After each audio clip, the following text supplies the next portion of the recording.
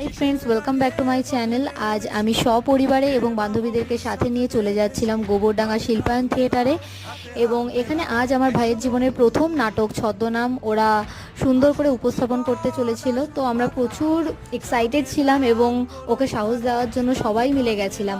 তারপর ওদের নাটক শুরু হয় এবং ওদের নাটক দেখে আমাদের এটাই মনে হয় যে জীবনে প্রথমবার ওরা নাটক করছে এবং এত সুন্দর উপস্থাপনা ভাবা যাবে না। এবং নাটকের মূল বিষয় এটাই ছিল তিলোত্তমা। যতক্ষণ না আমরা জাস্টিস পাচ্ছি ততক্ষণ তো আমরা থামবো না। তো নাটকের মাধ্যমে হোক, গানের মাধ্যমে হোক বা ছবির মাধ্যমে অসাধারণ উপস্থাপনা দিয়ে ওরা তিলোত্তমার জাস্টিস চেয়ে নিয়েছে। তো তারপর আমরা যথারীতি ক্লান্ত হয়ে বাড়ির দিকে ফিরে আসছিলাম, কিন্তু নাটকের রেশ যেন কোথা থেকেও আমাদের পিছু ছাড়ছিল না। এত মন ছুঁয়েছে যে সত্যি সেটা বলার মতো ভাষা নেই।